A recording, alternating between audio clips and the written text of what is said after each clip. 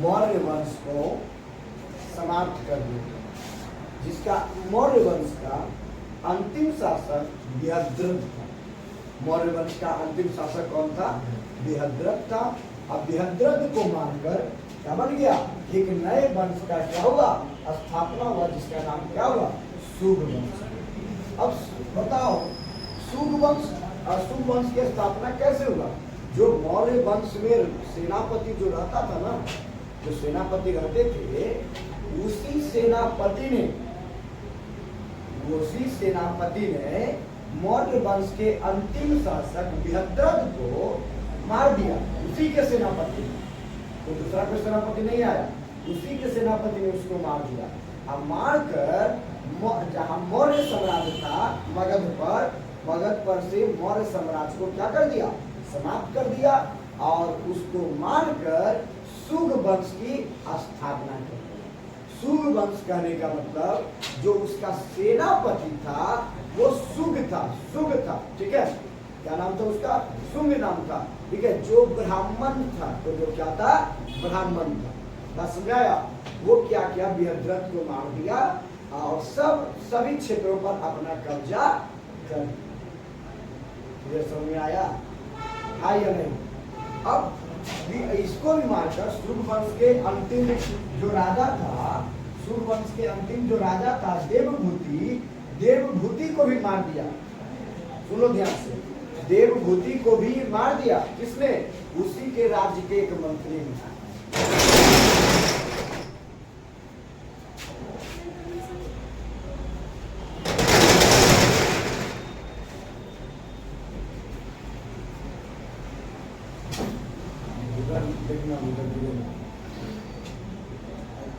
आप थोड़ा देर जाके कर भाई करो सुधीर।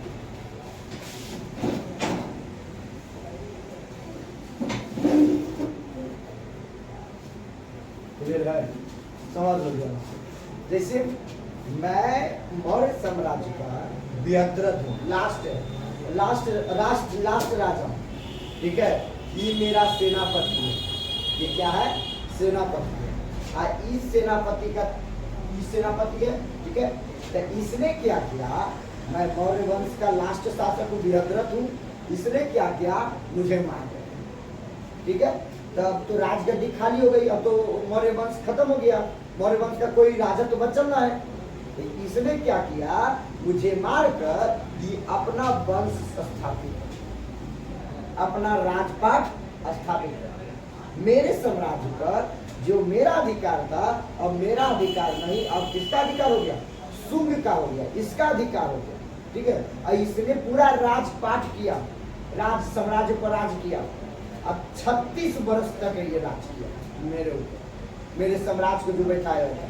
अब मेरा साम्राज्य कहाँ था? मगध में था। बात समझाया? अब मगध में से मौर्य साम्राज्य खत्म हो गया। अब कौन सा वंश आ गया? शुंग वंश आ गया, जो इसका वंश था। सुन लो इधर है, शुंग वंश इसका वंश था। इसने क्या किया कि जब शुंग वंश स्थापना हुआ तब पूरा चारों तरफ क्या कर दिया? बात को मतलब घोषणा कर दिया कि है ना, मगध का नए राजा के रूप में शुंग का है ना स्वागत किया गया है।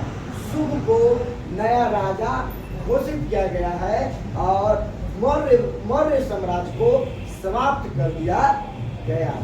आए बात सुने? तो यह क्या किया? 36 वर्ष तक ये राज किया। क्लियर है? उसके बाद 36 वर्ष में ये 2 बार अश्वमेध यज्ञ किया, जो सबसे बड़ा और कठिन यज्ञ माना जाता है। ये 36 वर्ष में 2 बार यज्ञ, ठीक है? अब इसका जो वंश था, वंश का मतलब इसका बेटा, उसका बेटा, उसका बेटा, इसका बेटा होगा, खानदान के ही वंश कहते हैं, है ना जी? अब इसका जो अंतिम खानदान में जो लड़का था, अंतिम खानदान का जो वंश था, वो उसका नाम क्या था? देवभूति। क्या नाम था उसका? देवभूति। अब देवभूति को क्या किया कि देखा क्या उसका मंत्री कि ये तो अब अकेला बच रहा है। जैसे शुंग ने बृहद्रथ को देखा कि अकेला बच रहा है बृहद्रथ, ऐसे अगर बृहद्रथ को मार देंगे तो मौर्य साम्राज्य क्या हो जाएगा? खत्म हो जाएगा, है ना? तो उसी प्रकार से कण्व ने क्या किया, कण्व एक मंत्री था, कहाँ का मंत्री था, मगध का, जो शुभ वंश के अंदर काम करता था, ठीक है। अब कण्व ने सोचा कि इसका अंतिम शासक कौन है ना, देवभूति है। अगर हम देवभूति को मार देंगे तो ये सारा राजपट क्या हो जाएगा, मेरा। बात समझ में आया। अब ये शुभ वंश है या ये कण्व वंश है, बात समझ में आया। जब ये कण्व वंश का मंत्री है, अब ये सोचा कि इसके खानदान में एक वो बचले हो, अगर मार देंगे तो पूरा जमीन जायदाद आज पूरा दुनिया मेरा होगा, तो इसमें देरी करेगा, वो नहीं करेगा, ये फटाक से इसको मार दिया। अब शुभ वंश भी क्या हो गया, समाप्त। अब कौन सा वंश आया, कण्व वंश। कौन सा वंश, कण्व वंश। देवभूति मराना गया जी, तुम्हारा अंतिम पोता पर पोता सब था, मराना गया तो मरा गया था, कौन मारा, तुम्हारा ही मंत्री, मतलब देवभूति का ही मंत्री, तुम्हारा पोत पर पोता का मंत्री क्या किया, उसको मारा। कौन था, वो था, तो वो कण्व वंश से था, ठीक है। अब तुमको मारकर वो कण्व वंश की स्थापना कर दिए, कहाँ, मगध में। कहाँ स्थापना कर दिया, मगध में। अब मगध में कण्व वंश की स्थापना हो गया, तो किसने किया था कण्व वंश की स्थापना, वासुदेव कण्व। किसने किया था, वासुदेव कण्व। कब किया था, 7200 ईस्वी में। कब किया था, 7200 ईस्वी में, ठीक है। कण्व वंश की स्थापना किया गया, जिसका अंतिम शासक कौन था, सुशर्मा। जिसका अंतिम शासक कौन था, सुशर्मा। क्लियर है, जिसका अंतिम शासक कौन था, सुशर्मा था।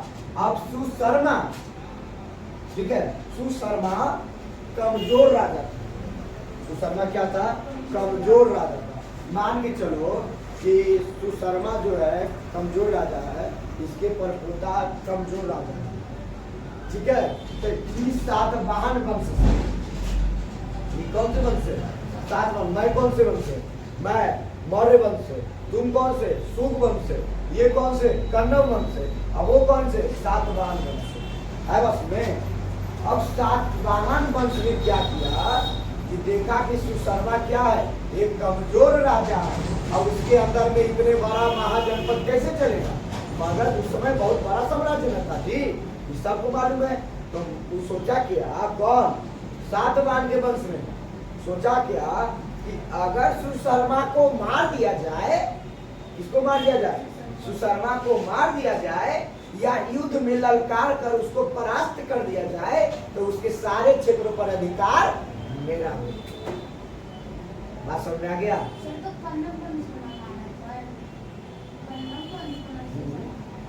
कण्व वंश से ही सुशर्मा था, यहाँ देखो ना रे, यहाँ निकल रहा है। वासुदेव ने 7200 ईस्वी कण्व वंश की स्थापना किया।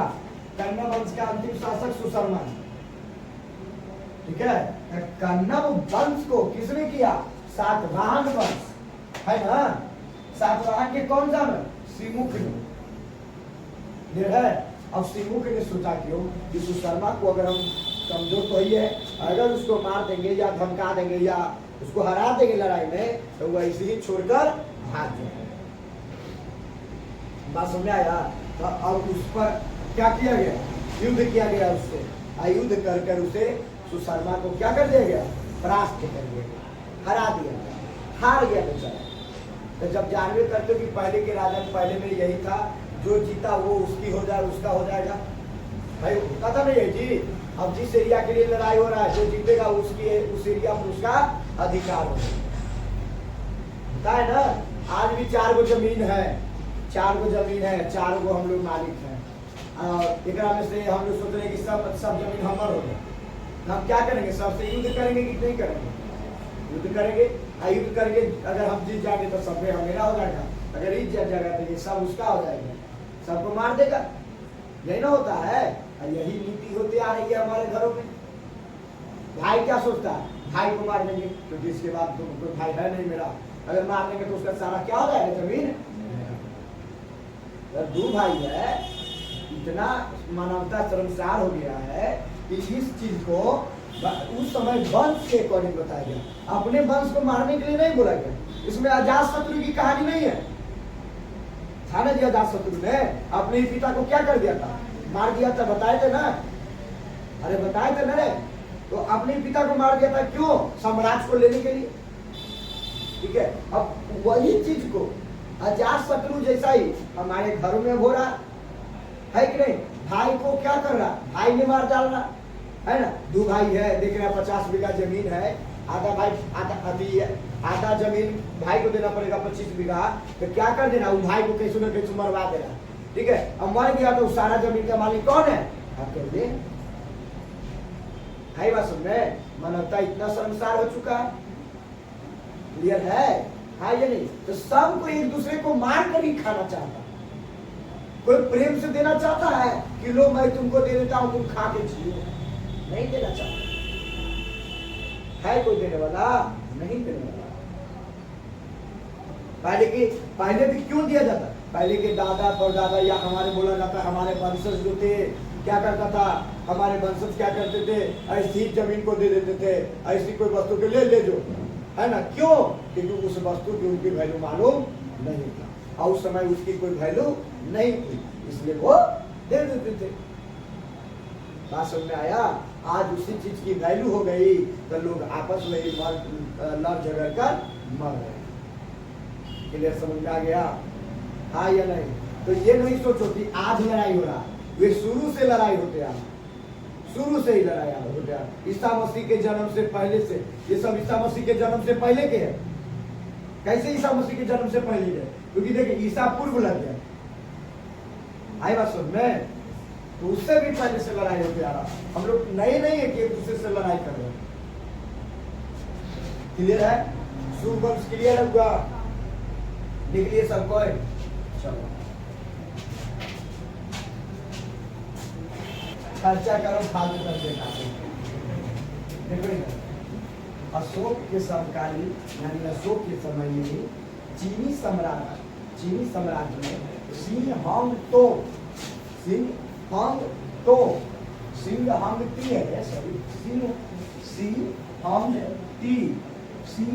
ती 1246 में 1246 से लेकर 211 ईस्वी पूर्व में हुनों के आक्रमण से चीन की रक्षा करने लगी।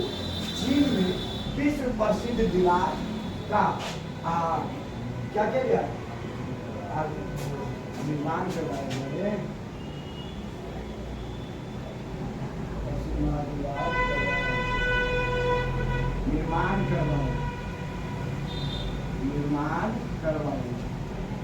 करवाया भून अब चीन नहीं जा सकते हैं, उन्होंने शक जाति को खदेड़ा, क्योंकि कैसे नहीं जा सकते, क्योंकि चीन का दीवार खड़ी हो गया, तब तो जा नहीं सकता है, ठीक है, खदेड़ा। शकों ने अपने पड़ोसी बैक्टीरिया के यूनानी को खदेड़ा, यानी शक ने यूनानी लोगों को खदेड़ा, और यूनानी लोग कहाँ आ गए, भारत में आ गए, और भारत पर आक्रमण करके यहाँ पे इसकी सारी वस्तु को समाप्त कर दिया। क्लियर है, यहाँ पर क्लियर बच्चा, ओके।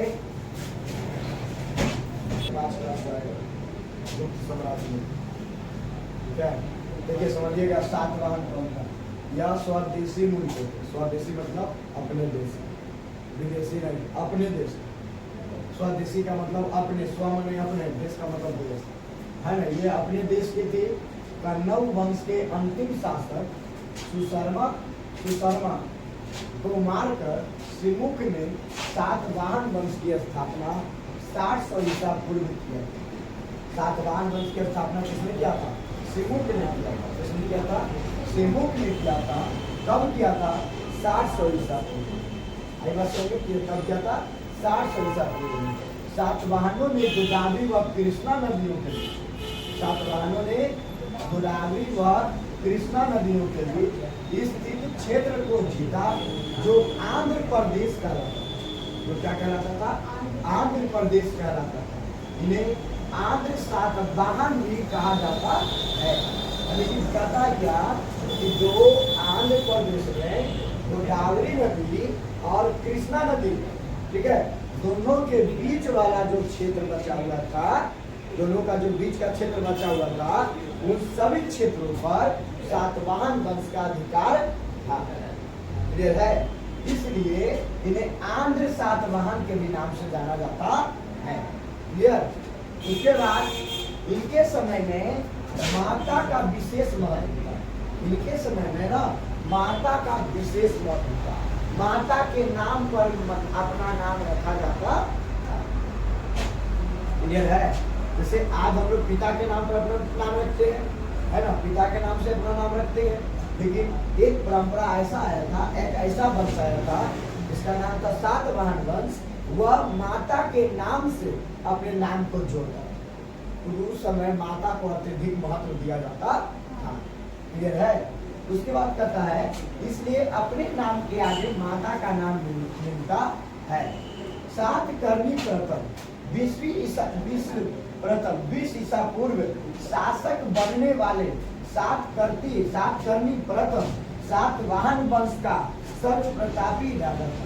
सातकर्णी प्रथम ये महिला का नाम नहीं है, यह एक राजा का नाम है। इसका नाम है ना, इसकी माता पर रखा गया है।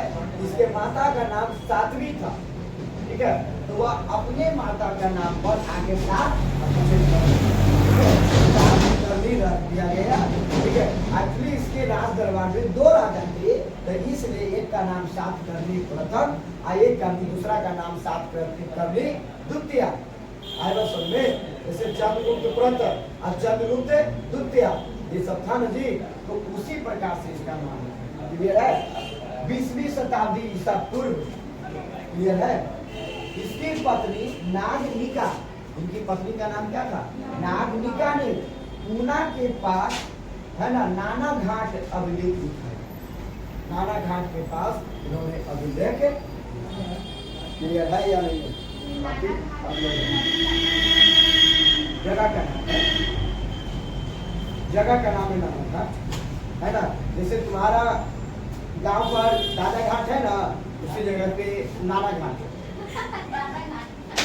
हाँ, वैसा घाट जहाँ दादा अपना काम करते हो तो दादा घाट, और नाना घाट जहाँ पे नाना अपना काम करते हो नाना घाट, है ना। बात समझ में आ गया? तो पापा काम कर रही है तो पापा घाट है कि पापे घाट, है ना। ओके, इसके बाद कहीं नहीं, 9:30